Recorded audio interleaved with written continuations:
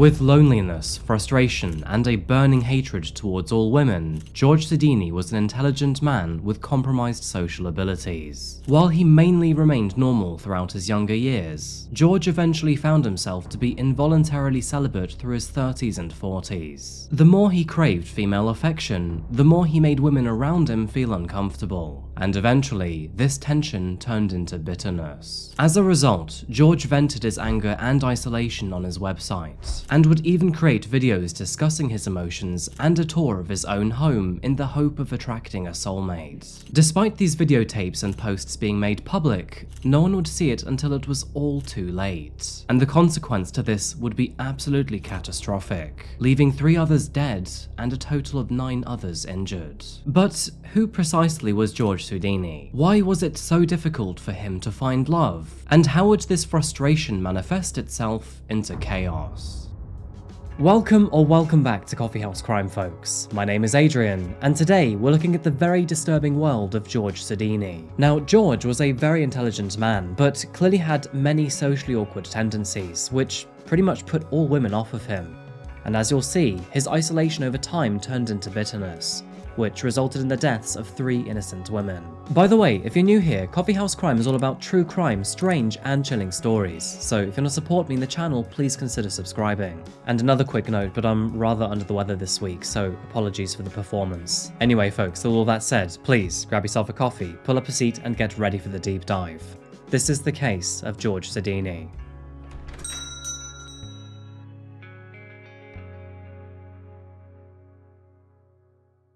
Welcome to Pennsylvania, folks. Home to almost 13 million residents, the coal state can be found near the eastern coastline of the United States. As the 6th largest state in GSP, Pennsylvania would technically have the 22nd largest economy in the world if the state were a country. With a rather dominant footprint in banking, manufacturing, and agriculture, it's also a strong new contender in the gambling and film industries. Moving forward, although Philadelphia tends to take the spotlight in Pennsylvania, Pittsburgh is just as well known in the area. With a population of 300,000, its economy focuses on healthcare, higher education, and fintech, which is rather fitting for this case, as one of those working in the fintech sector was a troubled man named George Sodini.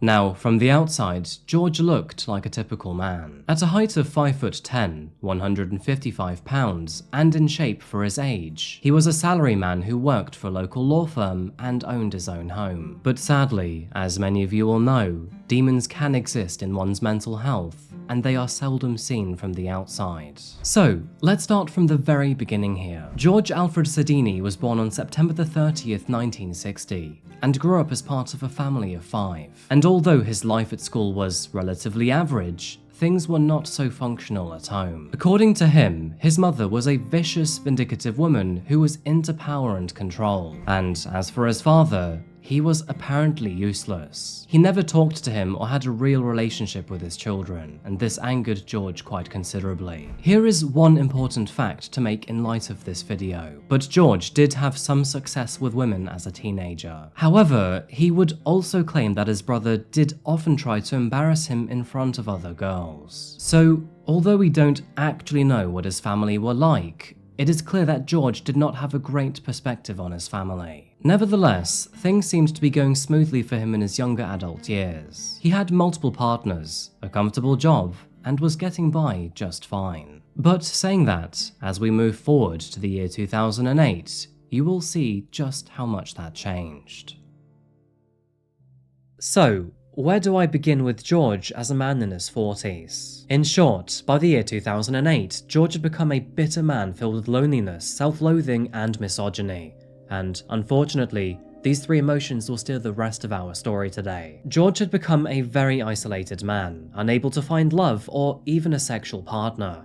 He really desperately craved affection, yet was never able to find it. In fact, he even admitted that he hadn't had sex for over 18 long years, and hadn't slept next to a woman overnight since 1982, that being 26 years prior. And this loneliness was ingrained into George's mood, mental health, self-identity, everything to be honest, and over the following months, he became increasingly vocal about it. Beginning with George's outward appearance, he seemed to have absolutely everything together. As a systems analyst at his local law firm, K&L Gates, his responsibilities included analyzing and improving the performance of K&L's software. So he clearly was an intelligent guy. He was also known to attend the gym and regularly practice boxing in his basement, and the most recent images of him showed that he was in good shape with no unattractive facial features. George also owned his own home on Orchard Spring Road in Scott Township. Since buying this house for $79,000, it has almost tripled in value to an estimated $205,000 in the year 2023. He also had a new car on his driveway, so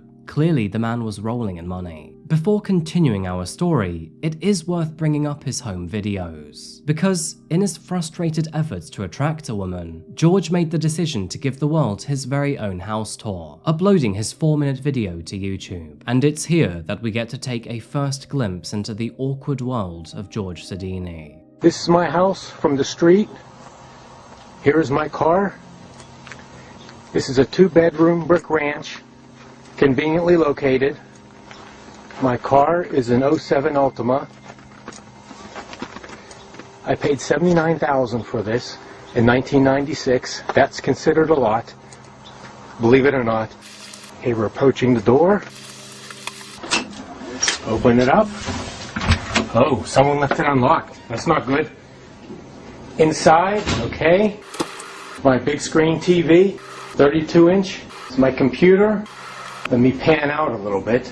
Computer is connected to the stereo, which I listen to my MP3s and everything else. Pan to the other side. Speakers on each side are large. They double as end tables.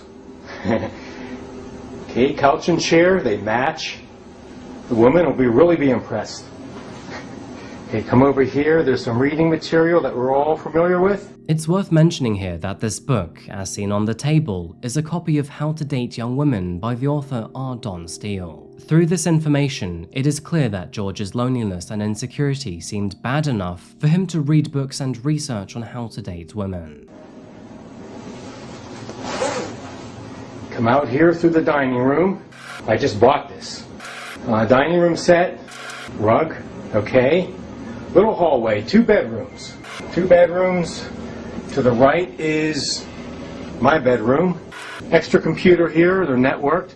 I'll show you the Cat5 connections downstairs. Just to be picky here, I don't think any woman would be interested in Cat5 Ethernet cables, George. However, this dialogue does highlight his peculiarity and socially awkward tendencies, which of course may eventually put women off. Okay, looks pretty clean.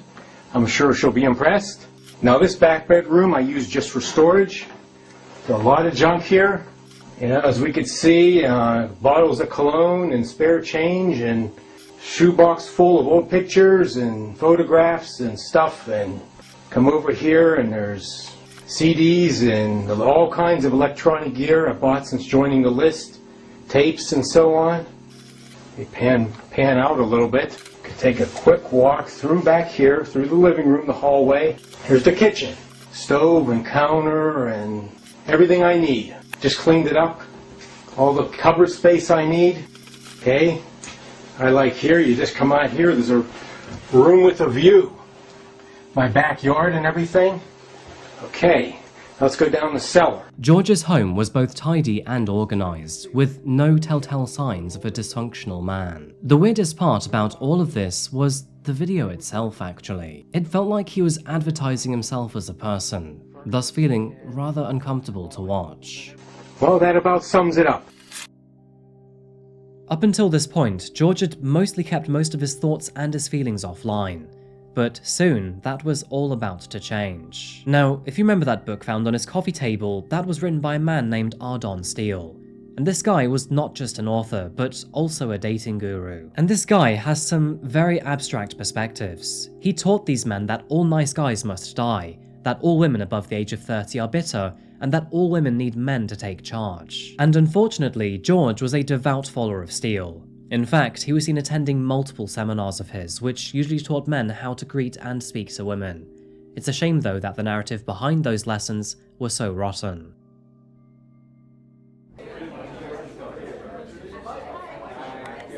I'm not even kidding here. Watching these seminars felt like the old school version of Andrew Tate. I couldn't stomach watching all of it, but at one point, the advice given was to treat confident women like shit. Because apparently that's what they find attractive. Honestly, this stuff is garbage. During these videos, George could be seen aimlessly looking around during the workshops. I mean, he looked like a zombie in a work shirt, quite frankly. It was noted that he was reticent, shy, and reserved throughout these workshops. And although he was known to take many notes in class, he never actually loosened up with the women around him. As the months moved on, his frustration grew to unbearable levels. The man became an ever-contrasting figure of long-lasting hopelessness and fresh determination. George had no confidence in himself at all. But, all the same, the ridiculous seminars and unrealistic books made him behave in ways which typically bore little success. And that is when he created and posted this video online, openly expressing his conflicted feelings of both hope and frustration. It is easy for me to hide from my emotions for one more day.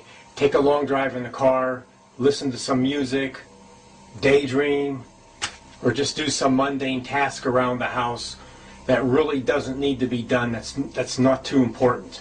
And there you go, one more day, and one more day turns into one more year. Now, RDS says that I have approximately maybe 15 more years to be successful at this. And when I heard that, I wanted to continue immediately to start moving on this. I didn't realize I had that much time. So, but my objective is to be real and to learn to be emotional and to be able to emotionally connect with people. Because when I'm 10 to 20 years older than she is, she has to feel good about this thing. And the only way around that, is to work on this, and perhaps STEM exercises or forgiveness exercises as per Hay or whatever else. I'm going to post this and see what comes back.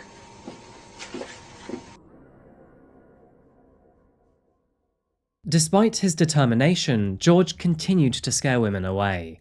In fact, one of his most notable moments happened inside of a church. Ever since March 2004, he'd been attending a local church, but as the years passed by, others in attendance noticed his strange behaviour towards women. He was eventually asked to leave the congregation after he was harassing one of those attending. This woman described him as a very strange man with an unnerving smile who wouldn't stop staring. The police were ultimately called after George refused to leave the church. And, as you'll see later on in this video, this would be a day that he would not forget. Around this time, George opened his own blog under his domain of georgesodini.com. And although he was reserved in those workshops, he would really open up about his feelings and thoughts on his website. His first noteworthy post began on December the 22nd, 2008. In his blog, he wrote, "Time is moving along. Planned to have this done already. I will just keep a running log here as time passes. Many of the young girls here look so beautiful as to not be human, very edible. After joining this gym, started lifting weights and like it. Much info about weight programs, diet, etc. on the web, or anything for that matter. Instead of TV, I can Google for many hours to relax. TV and most movies are dull." Sadly, it is clear that George's mental health deteriorated over the Christmas period. Over Christmas of 2008, he posted, "Moving into Christmas again. No girlfriend since 1984. Last Christmas with Pam was in 1983. Who knows why? I am not ugly or too weird. No sex since July 1990 either. I was 29. No shit. Over 18 years ago. And did it maybe only 50 to 75 times in my life. Getting to think that a woman now would just get in the way of things. Isolated. I have extra money and enjoy traveling too, with my 25 to 30 days of vacation. LA was the best. But going alone was not too fun. Invited to a party on Christmas Day tomorrow. Seems about 15 to 25 people will actually show. I like her parties. I can meet new people and talk. Got the next 8 days off. I should have the exit plan done and practiced by then. I know that nothing will change, no matter how hard I try or what goals I set." And this is where I have to tell you what George precisely meant as an exit plan. because, as you can likely guess, it wasn't the good kind. By now, George had convinced himself that he was destined to die alone and that he would never be intimate with a woman again. And so, with that in mind, he figured, why bother living? But George didn't plan to go quietly, oh no. In fact, he'd become so enraged with other women and their decision to date other men that he wanted them to pay for his suffering. And so, this so-called exit plan was for George to head to the gym and then take out as many lives as possible before taking his own. On December the 28th, George posted on his online blog to say that he would shoot for Tuesday the 6th of January 2009. And remember, all of these posts were publicly visible. He then posted one day later saying, "I actually look good. I dress good, I'm clean shaven, bathe, touch of cologne." Yet 30 million women rejected me over an 18 or 25 year period. That is how I see it. 30 million is my rough guesstimate of how many desirable single women there are. And this type of life I see is a closed world with me specifically and totally excluded. Flying solo for many years is a destroyer. Yet many people say I am easy to get along with. Looking back, I owe nothing to desirable females who ask for anything except basic courtesy, usually. He would post again only 3 days later to honorably mention his family, removing the names and addresses for privacy. In this post, he describes his father as a useless sperm donor, his mother as dominant, and his brother as a bully. George also claimed in these honorable mentions that his pastor allegedly taught him that you can still go to heaven even after committing mass murder. I mean, suffice to say that this is categorically untrue, and was likely left in spite of making his pastor feel guilty after his exit plan. Side note, but he also mentioned his acquaintance Andy as a hypocritical idiot. On the day before his planned attack, he posted, "Tomorrow should be good. Life is just playing games. No matter how many changes I try to make, things always stay the same. I see 20-something couples everywhere. I think those years slipped right by for me. Why should I continue another 20+ years alone? I will just work, come home, eat, maybe do something, then go to bed alone for the next day of the same thing. I cannot wait for tomorrow." But the next day, George had a sudden change of heart at the very last moment. He posted on his blog once again to say, "It's 8:45 p.m. I chickened out. Shit. I brought the loaded guns. Everything. Hell." We can only assume that George reevaluated his life in those final moments before then going home and posting about it online, because after this, he would go radio silent for several months. This is probably because George realized that, surprise surprise, life wasn't actually that bad after all. He had a good job, was healthy, owned his own home, and went on holiday often. The only thing missing really was a partner. But in April of 2009, he posted that his company was sadly going through layoffs, and in his pessimistic attitude, believed that he would not survive the next one. Between April and August of that year, he would log an additional 14 entries to his diary. And yeah, I'm not going to read all of that out loud, as would be here all day, but here are the most noteworthy excerpts. April 24th. I predict I won't survive the next layoff. That is when there is no point to continue. Right now, life is bearable and I can get by indefinitely. Something bad must happen. The paycheck is all I have left. May the 4th. What is it like to be dead? I always think I'm forgetting something. That's one reason why I postponed.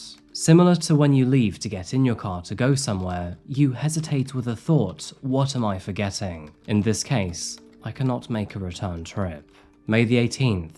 I actually had a date today. Women just don't like me. There are 30 million desirable women in the US, and I cannot find one. Not one of them finds me attractive. May the 29th. Another lonely Friday night. I'm done. This is too much. June the 5th. I was reading several posts on different forums, and it seems that many teenage girls have sex frequently. One 16-year-old does it usually 3 times a day with her boyfriend. So, after a month of that, this little hoe has had more sex than me in my entire life, and I'm 48. One more reason.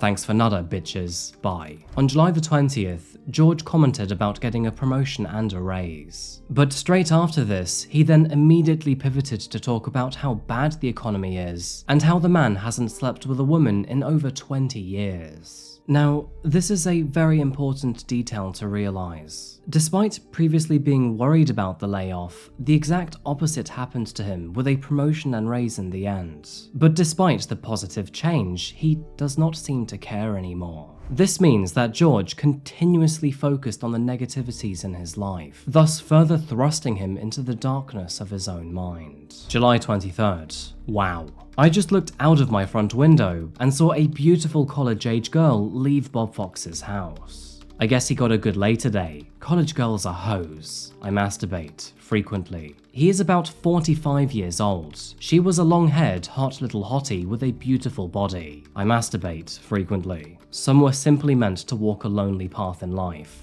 Thanks, Mum and brother, and Dad, old man, for totally ignoring me through the years. All of you deeply helped me be this way. George never considered why a younger woman may have left his neighbor's home. He never contemplated if she were a colleague, family member, friend, saleswoman, or even another neighbor who had knocked on his door to complain. George was unable to look at anything in a positive manner. He assumed the absolute worst in every situation, especially when it came to women. These self-destructive tendencies likely stem from deep-seated self-confidence issues, which we already are familiar with. Either way, he did nothing to address these issues with a therapist or a psychologist. After attending ridiculous alpha male workshops, he let his own thoughts consume him. And although he had backed out of his violent plans several months prior, he would tragically recommit to them in the summer of 2009. In his final written entry, which is dated August the 3rd, George said the following: "I took off today and tomorrow to practice my routine and make sure it is well polished. I need to work out every detail here.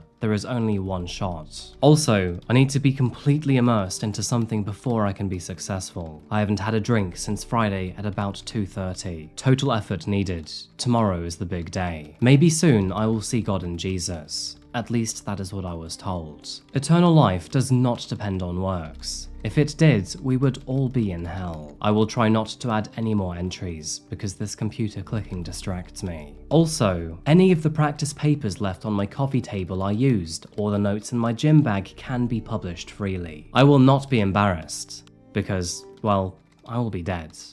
Death lives."